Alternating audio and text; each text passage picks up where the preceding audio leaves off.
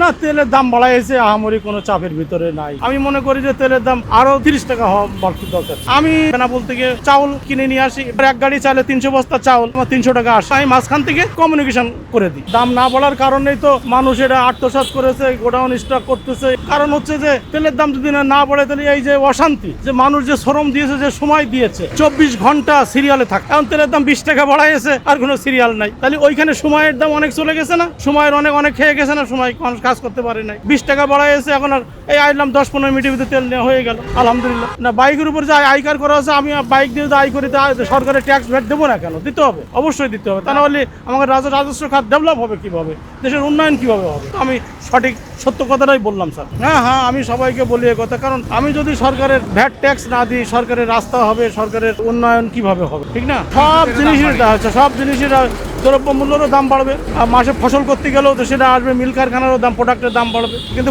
তেলের দাম বাড়ছে 2 টাকা, প্রোডাক্টের দাম বাড়ে যাইবে 30 টাকা 40 টাকা পার প্রোডাক্টের দাম বাড়বে। না, কিসের অসহায় মানুষ কাজ করবে, ভাত খাবে, অসহায় মানুষ এ কথাটা কেন আসবে? মানুষ কেন অসহায় থাকবে? মানুষ সঠিক সত্য সঠিক পথে চলবে, সরকারের ট্যাক্স দিবে আর সরকার ভালোভাবে চলবে। এই যে আমরা অসহায় মানুষ বলি, এটা অসহায় কথা, এটা মানে ভালো কথা নয়। এটা কোরআনেও কিন্তু কথা আসে নাই। আমি স্যার ওই যে চাউল কিনে নিয়ে আসি বেনাপোল থেকে, ইন্ডিয়ান চাল আসলে ওটা আমার মাঝে মধ্যে বিক্রি করে দিই ঢাকাতে। আমার ঢাকার একটা পার্টি দেখা আছে চাল কিনলো 10 টাকা কেজি, আমি তার কাছে দেখা আছে 1 পয়সা বাড়াই দিলাম বা 11 টাকা কেজি বিক্রি করলাম। এতে দেখা আছে আমার এক গাড়ি চালে 300 বস্তা চাউল আমার 300 টাকা আসে। এরকম আমি 10 গাড়ি মাল যদি তার কাছে বেচতে পারি, আর ওই মালিকের কাছে চাল তো অগ্রিম টাকা যায়, আমি তো চাউলের টাকা অগ্রিম দিলে উনি না আমার পার্টির টাকা দিবে, আমি মাঝখান থেকে লেয়াজও মেনটেন করে দিই, আমি কমিউনিকেশন করে দিই।